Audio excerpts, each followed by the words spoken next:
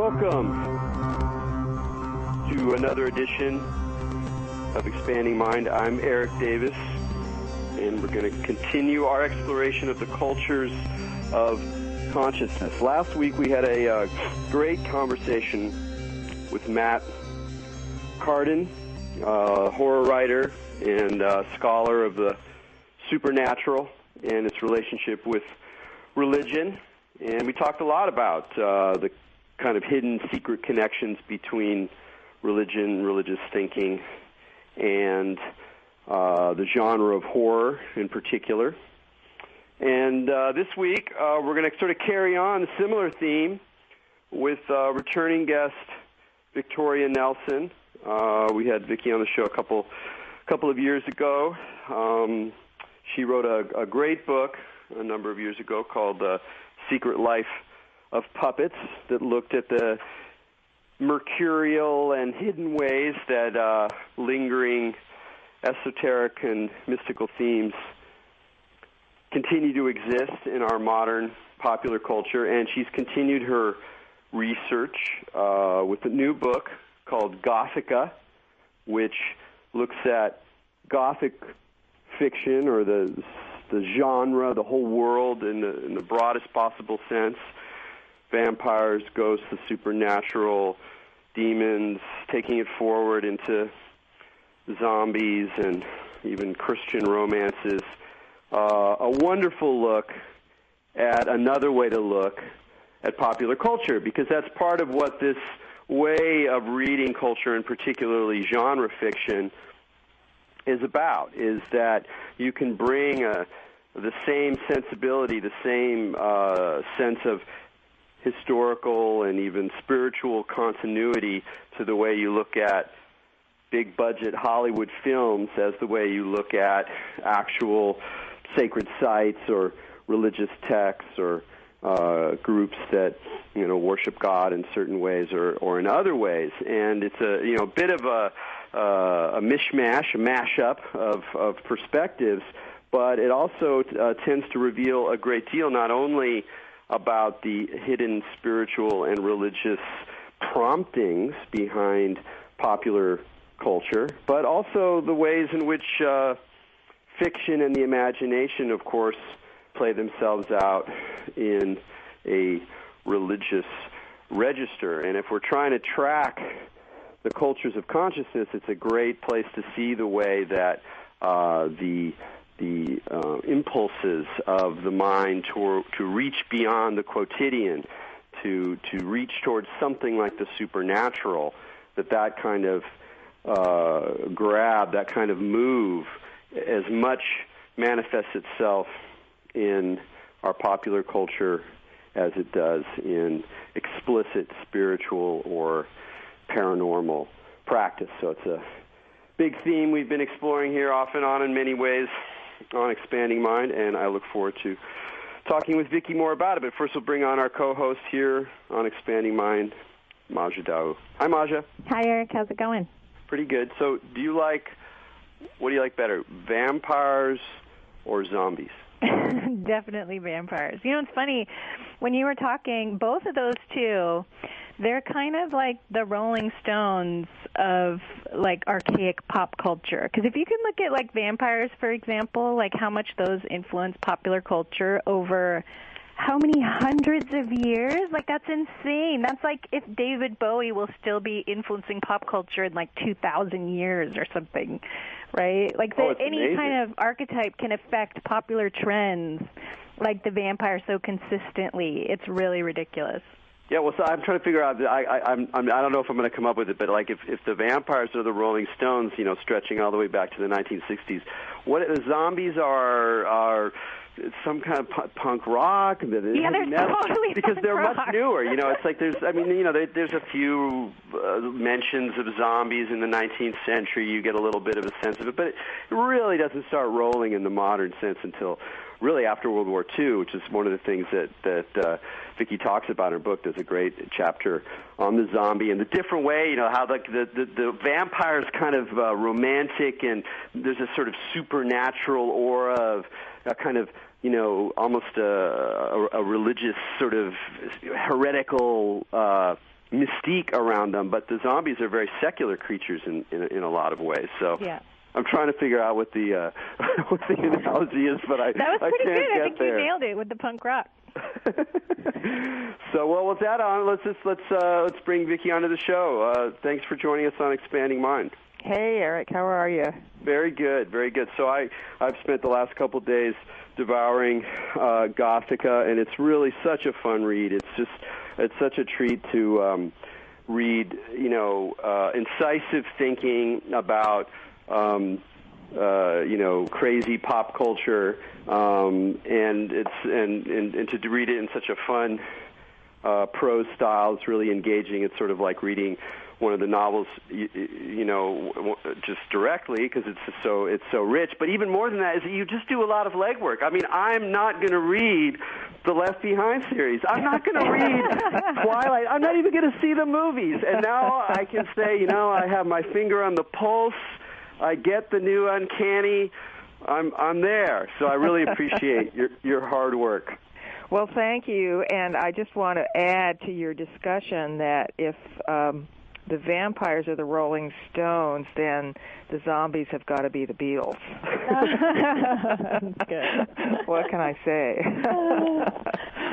So, there's so many places. I was trying to think of the different ways into this book, but here was the question that popped in my head, is that one of, as I said, one of the strong cases you're making is that we need to look at this material both in the origins of the Gothic in the 18th century, and in terms of today's incredible flowering of Gothic subgenres across the world, that we need to look at that, at least in part, through the eyes of religion and alternative spirituality.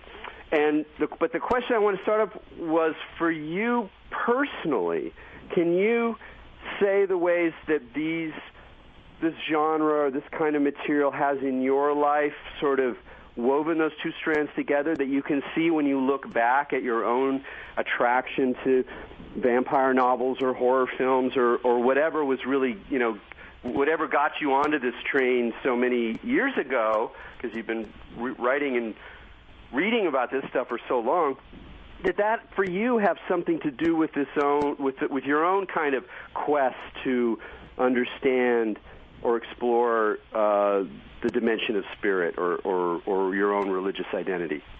Well, yes, Erik, absolutely. I think that's right. I had, from a very early age, an immediate attraction to ghost stories, and I always loved and continue to love the great 19th and early 20th century ghost story writers like the great Montague Rhodes James in England, Algernon Blackwood, Arthur Machen, all these classic early writers of the Victorian and Edwardian ghost stories. I just had I guess I'd have to say, a natural attraction to the supernatural. And when I finally came to write The Secret Life of Puppets, the question I had in my mind always was, why is the supernatural depicted in our culture as a sort of evil, demonic, scary thing when you think about, for instance, Hindu religion or even the Catholic,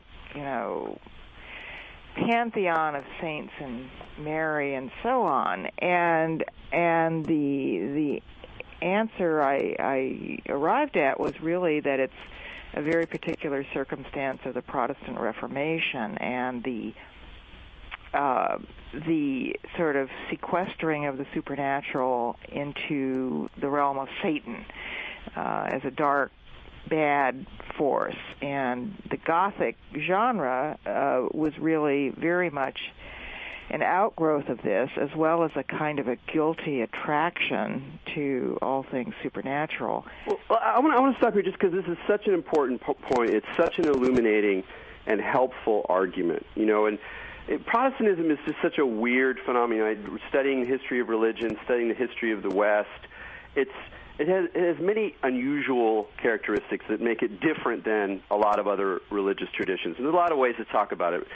Probably one of the simplest is that, a lot of people talk about our secular world, our supposedly post-religious world of capitalism and science and common sense and reason, that mind frame itself is an evolution of Protestantism. It's not a reaction to it. It's not a break. That actually there's something weird about the way that Protestantism itself disenchants the world. And if I understand your argument, you're saying that Protestantism comes along, it steadily disenchants the world, so that, and by doing so, all the good fairies go away. All the saints go away. Right. And all you have left is all the lingering fear and despair and terror before death, before the guilt we bring before God, all these sort of negative emotions that adhere to so much of the Protestant sensibility, and that's the realm of Satan, that's the realm of the ghost, that's the thing that still can't quite be banished with this mode of disenchantment, and then it lives on as the Gothic and as the supernatural. Yes, I think that's exactly true up to about the year 1999, when all sorts of strange things started to happen. But I just would say, yes, it was the Protestant Reformation in conjunction with the scientific revolution in Western culture that brought about this change, so that there was an immediate disassociation of our daily world with what used to be, the possibility of miraculous intervention. Now, that's a whole complicated subject that has its own positives and negatives. You think about Pat Robertson saying that the people of Haiti deserved their earthquake because of lapses in their morality or whatever, and that's an extreme version of the old view. So the old view was not without its extreme drawbacks. On the other hand, there is the Protestantism, I think, is unique in having this sharp division between the three bright male gods of light, that is God, Jesus, and the Holy Ghost, and everything else. But the old kind of supernaturalism kind of got banished, both from official religion and also mainstream intellectual culture, and was left to sort of stew in its own juices in popular culture. And I think one of my favorite little epigrams is something the late poet Paul Bray said that I quoted in The Secret Life of Puppets, and that is that the American occult is the intellectual life of the common people. And so all of these weird beliefs that actually did come over to this country during the Radical Reformation. There were many radical Protestant sects that kept the old beliefs going in one way or another, that fed into all of the various great awakenings in this country over the last couple of centuries, and also informs the supernatural as it plays out in popular culture. Absolutely. I mean, in films and stories and so on. Even just thinking back to the 19th century greats like Nathaniel Hawthorne and of course Edgar Allan Poe, both of whom of course totally readable today. I mean, it's amazing the power of this genre resonance, where you really don't have to lean very far to be able to go back 150 years to a different kind of era of the English language and be able to really enjoy yourself with some of that stuff, because in a way it's such a familiar current, and for me it reminded me also just like more personally how that horror and the supernatural and but particularly the spooky stuff, the Lovecraft and the more supernatural horror genre, which is probably my favorite of all these flavors. It can produce a very sort of religious experience in the sense that, as we were talking about last week with Matt, that there's a fundamental aspect of how at least modern people have come to understand religious experiences, that it has something in it of dread and fear, as well as of awe and sublimity. And so it really, I think, is a way that people can even emotionally touch feelings that otherwise are often very difficult to access, that aren't just getting your little, your spooky goosebumps and having an excuse to hug your date. Right. There's something more in the affect, the emotions that's around this stuff. Yes, and the Gothic genre itself is interesting because as it started, as most people will say, with Horace Walpole's Castle of Otranto back in 1764, it was also the same time that there was this reaction against classicism, and Edmund Burke put forth his idea of the sublime, and the sublime is actually, in his conception of it, an experience of terror, of overwhelming awe, in the sense of awe that sort of later became degraded into the word awful. But the Gothic itself had a couple of different strands. One of them was supernatural. The other one was what is called the explained supernatural. That is, you get all the titillations of a possible ghost or force or whatever, and then it turns out later that there's some rather implausible rational explanation for it. But the nostalgia for a world in which the supernatural took active participation was really one of the driving forces that started the Gothic genre. And that force carried it right through. And I like to note as a sort of irony that the Gothic was kind of the very disreputable, lowbrow sibling of the Romantic movement that produced many great poets and writers. But at this moment of time that we're speaking in, the Romantic movement is dead as a doornail, and the Gothic has kept on chugging away for 250 plus years. Well, it's funny that you say that, because that is actually literally true in one of my favorite examples of Mary and Percy Shelley, right? You see the Romantic and the Gothic married to each other literally, and I kind of felt like that was such a good example of what you're saying, where they were born from each other in a very specific fashion, I think, with those two especially. And it's funny because I do think that Romanticism kind of died and some of the Gothic took over in its place, kind of as a result of what Erik was saying with the zombie movement a little bit, where vampires do have that romantic element, but it went more macabre the more society kind of was engaging in some of those things. I mean, what do you think about that, the way Romanticism died as a following of some of the war culture and stuff like that? Well, I think zombies are an interesting phenomenon, and both zombies and vampires originally were regarded in Western Europe as very exoticized entities coming from an outside sort of wilderness place.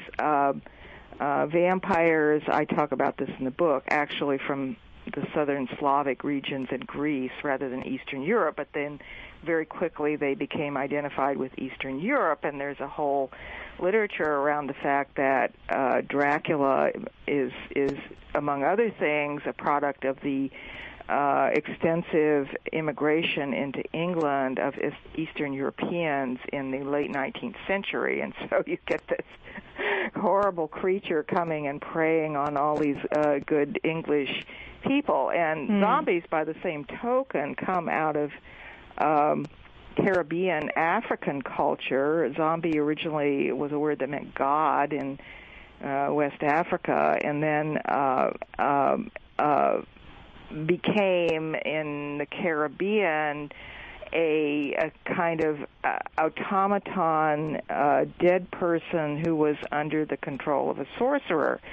And I talk in the book about how gradually zombies got transferred into mainstream American culture, first as these exoticized creatures, and then the resemblance of zombies to mindless mobs, and most particularly soldiers, came out right after World War II, and you had all these comic books about Nazi zombies and so on, which I just would add as a tiny footnote. There's a great new Norwegian movie called Dead Snow about Nazi soldier zombies who get revivified in the mountains of Norway today, and it's so clearly a metaphor of the lack of resolution about the German Nazi occupation of Norway during World War II. So yes, there is this association of zombies with soldiers. The interesting thing to me is now, in the last decade, this 21st century, zombies have really been vying with vampires for kind of primacy, and there are even these sort of crossbreed. I mean, the essence of Gothic is hybridity, right? So now there are these crosses between zombies and vampires that I like to call zampires. That kind of, you see this in Justin Cronin's The Passage, where his vampire creatures really are kind of a species of zombie. I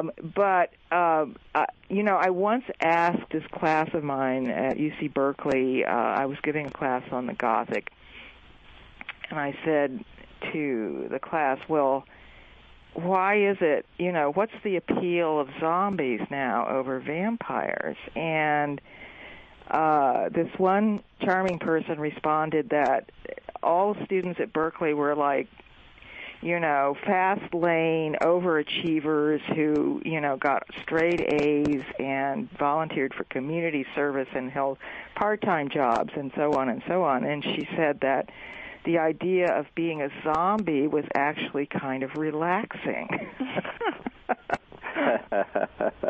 Well, it's also interesting, though, and this gets around to the religious theme again, and I'd like to maybe pull this question out a little bit because it remained a little unclear for me in Gothicka. Is that another distinction is that just in terms of how the more modern zombie, or since Romero's film has developed, is there's something profoundly secular about the zombie. It's very much a whatever the cause, and even though it's undead, it's not because of some ancient romantic pre-modern current of some kind of supernatural spirit that can be fought with crucifixes and holy water. Mm-hmm. It's some it's a nuclear thing, or a released virus, or just some kind of disease.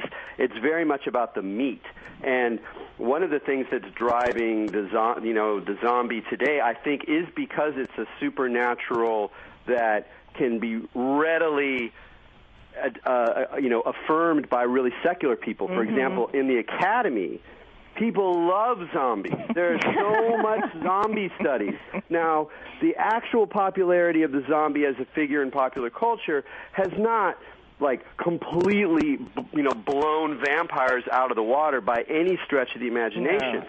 But the academic discourse around vampires, though it's there, has none of the, hip, groovy, edge-walking quality of the zombie discourse, and I think it's partly because the zombie can serve as a purely modern biopower hunk of flesh in a way that allows people to avoid some of the religious implications of the supernatural. Yeah, I think you're quite right about that, Eric, that the Academy is much more comfortable with the zombie for that reason, because, both of these creatures have very strong metaphorical resonances, and the secular high culture mainstream is always going to be more comfortable talking about these things as metaphors, whether, with zombies it's a metaphor of AIDS or the outsider or, the, political parasite, which was actually Voltaire that was using the word vampire as a metaphor way back in the 18th century. So always metaphor is how the supernatural is most readily approached in Western high culture. But I do think one thing about zombies, which I guess I tried to address a bit indirectly, is it is very much a pre-modern, in-your-face look at death, physical death, and the gruesomeness and, physicality of rotting flesh, which was something that was a great theme in the 15th century with in Europe with the plague and so on, and how the first representations of the dance of death, and death as an actual character who would dance people away, high and low, no matter what their degree. And what I did try to do in the book was to show that the reification of death since about the 1980s in all kinds of ways, and most, I think, strikingly in the form of these roadside memorials, which are completely Catholic to my way of thinking, and started sprouting up, if somebody, had a car wreck in a certain place, and so the family would leave all these memorabilia and so on. You just never, ever saw this until about that time. And so I think, in a funny way, the reality of death is another way of engaging with what in our culture was an older worldview. With zombies now, what's happening is a very, very interesting trend, and that is the zombies are on the same trajectory as the vampires. You wouldn't think that having sex with a zombie was ever going to be in the books, but boy, it's happening, and the zombies are turning into kind of quasi vampires in the sense that they're starting to breed with humans. They're starting to reverse their process. This gets us into one of the ideas I really want to clarify that we'd set up before about how the Gothic was this dark, unremittingly dark thing throughout the 20th century, but that just in the last 15, 20 years, there's been a really remarkable change across these genres and that's like the freshest message I got from your book. So talk about what that change is. I mean, what's happening with this stuff? Well, the change is really, I think, it's a very natural one in the sense that since the only kind of way you can address the supernatural in our culture outside of organized religion, which is kept very ghettoized from mainstream culture, even though all people, and especially people seeking public office, have to pay enormous obeisance to it. But to just explore spirituality and religion, the only place you really have to do it is in the fictions and imaginative discourses that you find in popular culture, which is one of the reasons why many of these works that I talk about, from Lovecraft to Tolkien to Star Trek and so on, have actually seen little religions, little spiritual groups grow up around them. So, especially with Lovecraft, it's not a pleasant religion exactly, and I do think there is a natural, instinctive human urge for brightness to be balanced, darkness to be balanced with brightness. That you can't just be a Black Sabbath type person. You have to, if you have any kind of spiritual instinct, whatever, you need to also be going for the light. So you've got this genre that's full of dark, supernatural things. I think the natural trajectory is for the dark characters to start lightening up, and that really is exactly what happened in the vampire genre, in the whole graphic novel Son of Satan trajectory.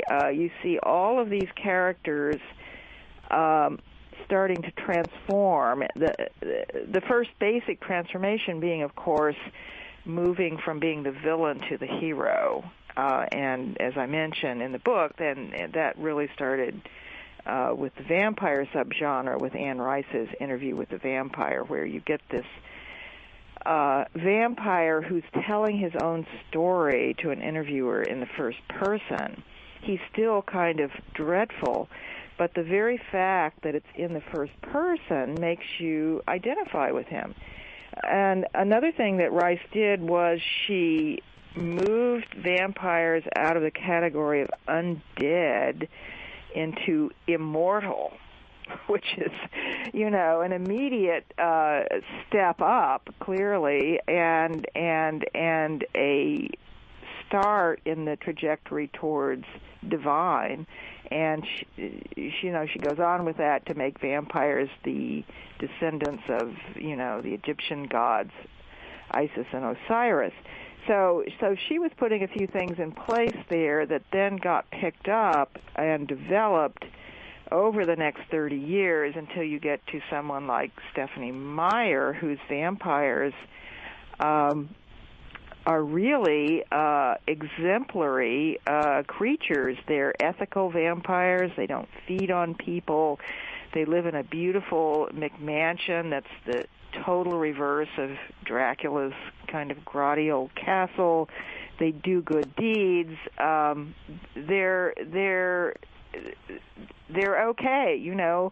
Once in a while they have to nip out to a national park and feed on a few unfortunate small mammals they come across to, slake their desire for blood, but they're quite remarkable. And in the course of those 4 novels, she really, when her human heroine, Bella, decides that she has to become a vampire if she's ever going to be on a par with Edward, her vampire lover, you see her path into immortality becoming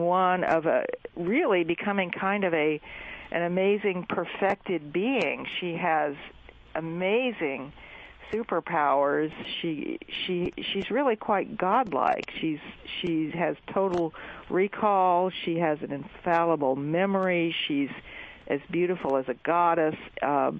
And in effect, she really is a kind of goddess. So I think in Twilight particularly, you see this movement into the light. But it's really just trying to broaden the vocabulary of the supernatural to include the whole other side of things. With zombies, interestingly, you do see the same thing happening, and there are the new zombie novels like Isaac Marion's Warm Bodies. has a zombie main character who falls in love with a human girl, restrains his impulses to feed on her brains, just like Edward. That's important in Twilight, and ultimately, when he and his human they've been afraid to do this because he's afraid it will trigger his instincts, just like Edward could never have sex with Bella because he was afraid it would trigger his instincts. Something happens to both of them, and they both gain superhuman, supernatural powers. They both become more than human and more than zombie at the same time. And I don't know if the sequel is out yet, but this to me is very much the path that these characters are following, that they are humans who get turned into supernatural creatures for some reason that's usually beyond their control, dark supernatural creatures, and then they go through a second transformation in which they become essentially divine humans, which this is just totally fascinating stuff, especially when you think about all the kind of religious and spiritual implications that are going on in the genre, on a broader level. So I look forward to continuing this. Right now we have to take a break. You're listening to Expanding Mind with Erik Davis and Maja Dawu. We're talking with Victoria Nelson about her new book, Gothicka, and we'll be right back.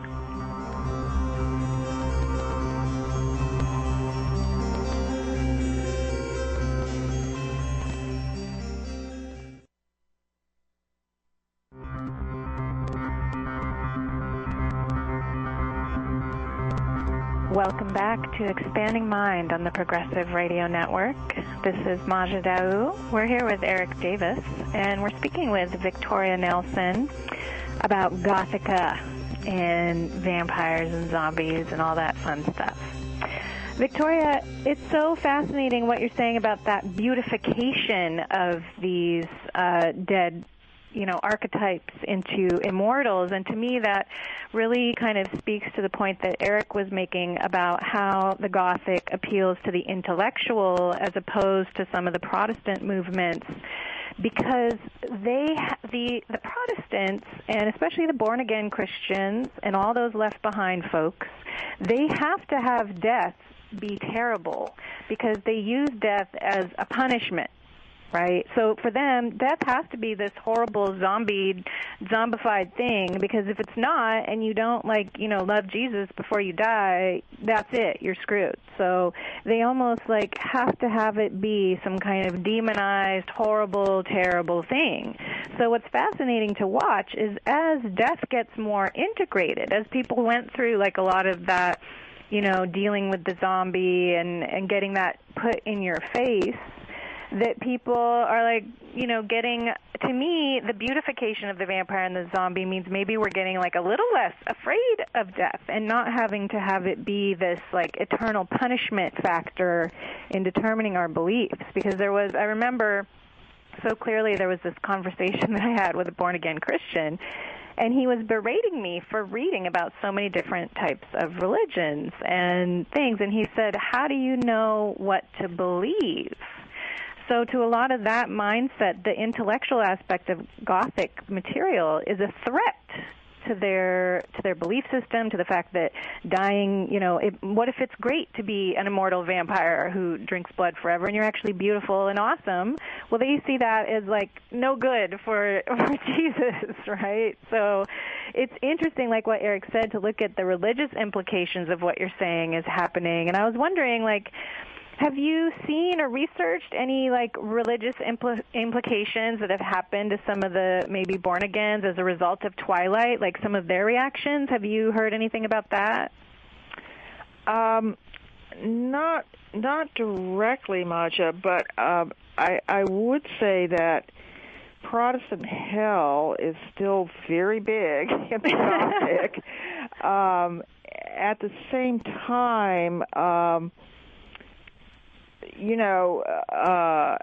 conservative Christians have always reacted against, for instance, the amazing rise of Halloween in popular culture by having their own. They have like harvest festivals and so on as a kind of which is hilarious because those are pagan.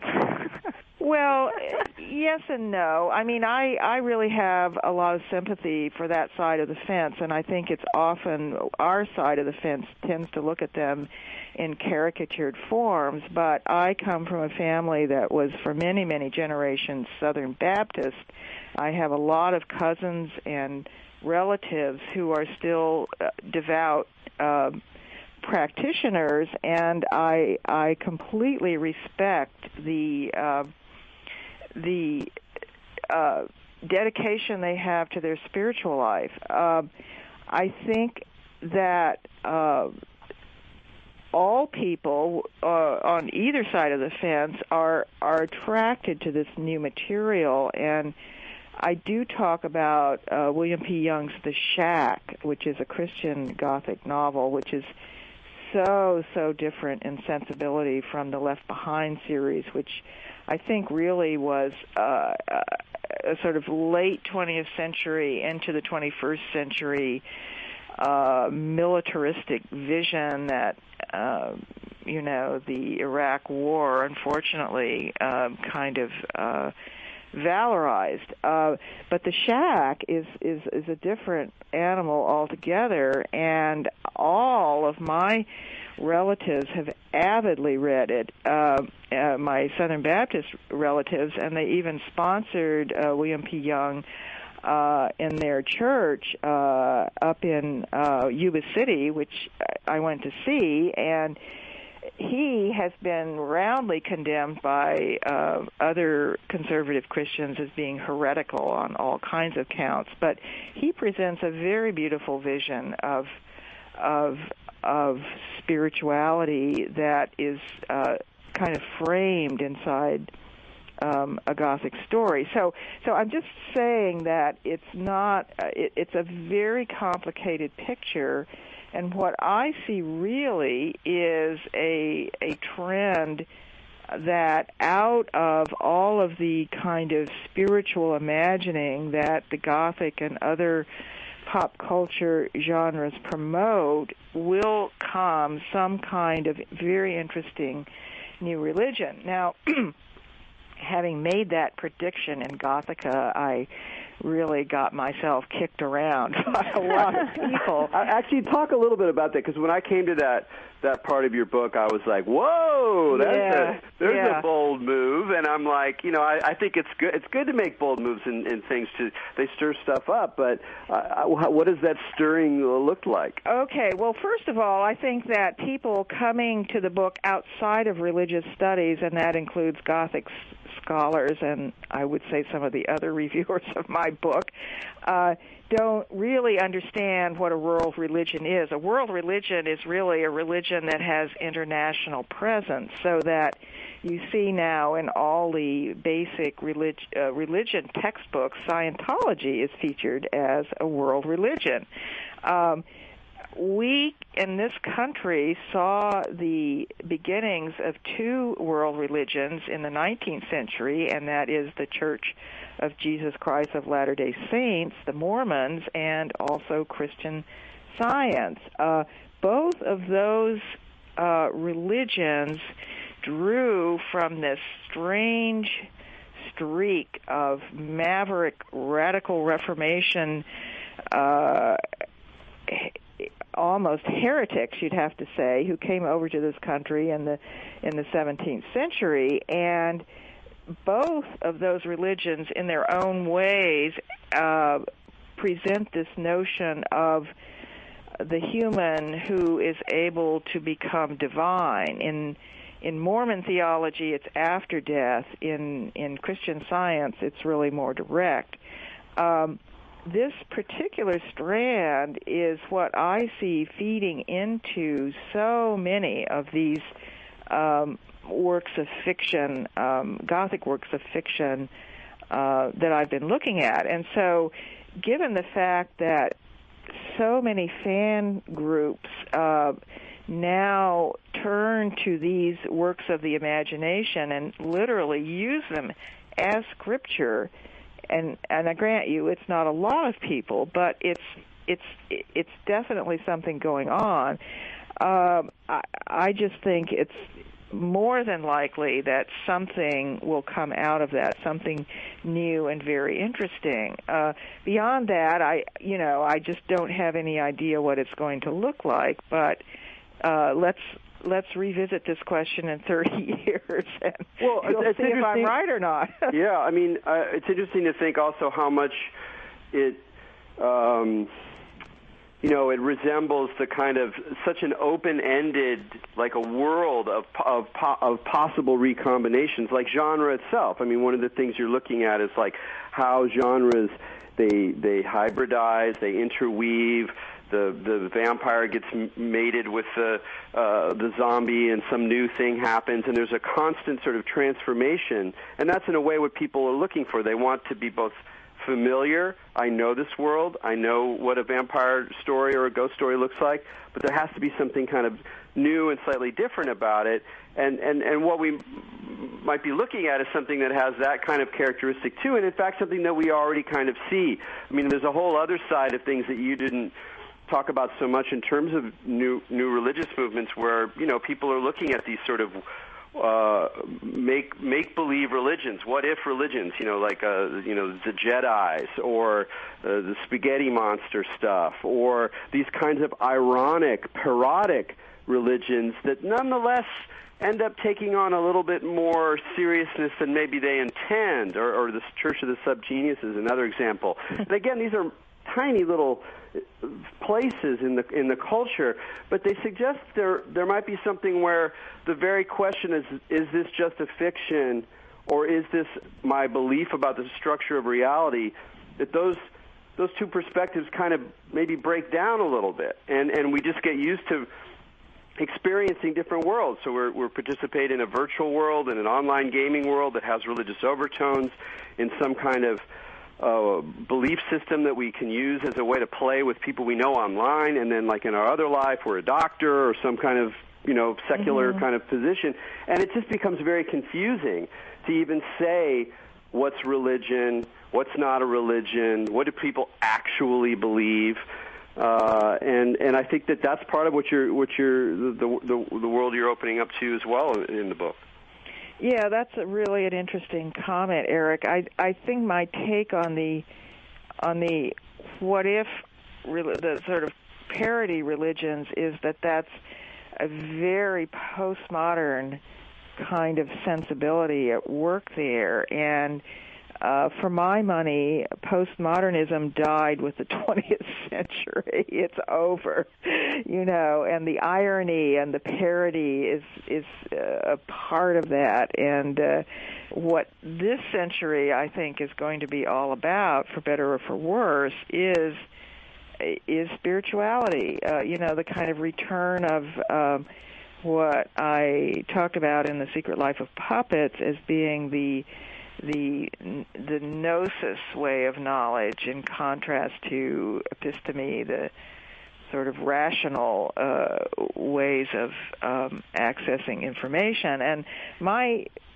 gut feeling has always been that culture thrives when both of those have been given equal weight. And for the last 300 years, we have been really in the grip of episteme. Before that, to make a totally sweeping generalization, before that gnosis, you don't want it all one way, because, back in the gnosis times of the, Middle Ages into Renaissance, you could get burned at the stake for putting forward the other way of knowing. During the episteme era that we live in, you just get laughed at and ridiculed. It's not, the consequences are not that terrible. But I think when a culture can equally acknowledge both ways of knowing, it stands the best chance of being a really rich and powerful era. And I feel I'm happy about the rise of spirituality in popular culture and in other ways. Of course, there are the dark sides to it, as there always are, but I think there's more of a chance of enrichment, total enrichment of knowledge, to have the two equally acknowledged. Well, and I think that really is the key, because that will be what prevents people from viewing the outside thing as the threat, right, and then reacting against it. As long as these institutions, instead of getting to know about what's going on, maybe reading the Twilight books, I don't know, they could see what they're talking about, then they'll actually, it'll be based out of not ignorance, but like you said, gnosis, when they'll actually intelligently consider all the different views and then incorporate them, instead of trying to separate and punish the ones that are not like them. Well, yeah, because there's what we are totally unconscious of is that there's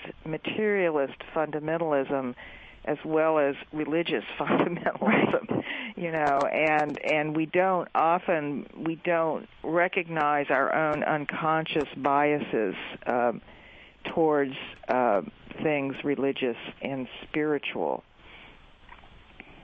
Yeah, and I think that whole question of the dynamic between the gnosis side and the episteme side, in a way, that's kind of what you're pointing to in the point you made earlier, and that you make strongly at the end of your book, about the sort of two transformations that these characters go through. They're ordinary humans.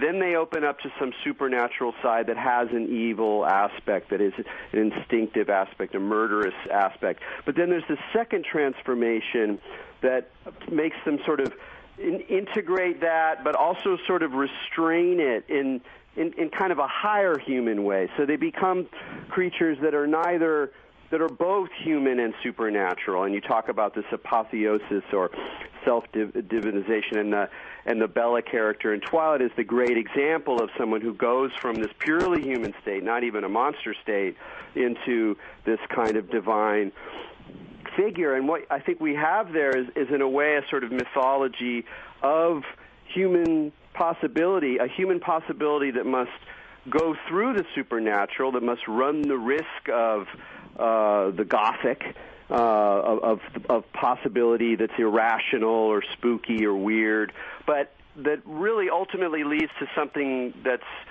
in a way, more recognizable as human. It's not just some completely bizarre other world, but sort of a potential that we have inside. I mean, I guess that's just kind of the message of that religion of gnosis that you also talk about in the book as a kind of core American current of religion that doesn't even necessarily take religious forms. Yeah, it's in some ways, the whole ethical vampire thing is a funny reworking of the notion of original sin, that you're born with all these bad instincts, and it's your duty as a human to to master them in some form or another. I just would say, though, that the 900-pound gorilla is still the supernatural part of it.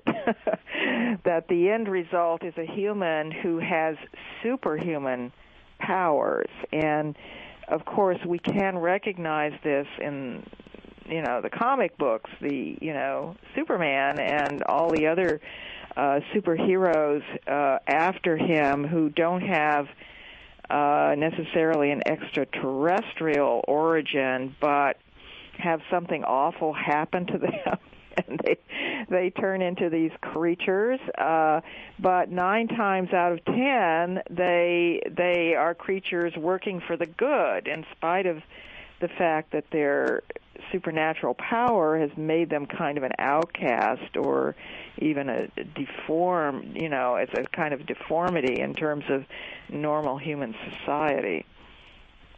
Well, great. Well, I think we're going to wrap things up about here. Victoria, thanks so much for being on Expanding Mind. It was a total trip, Erik and Maja. Thank you both so much. Thank you. Yeah, and again, Victoria's new book, Gothicka, Vampire Heroes, Human Gods, and the New Supernatural. So from all of us here, Expanding Mind, PRN, keep your minds open.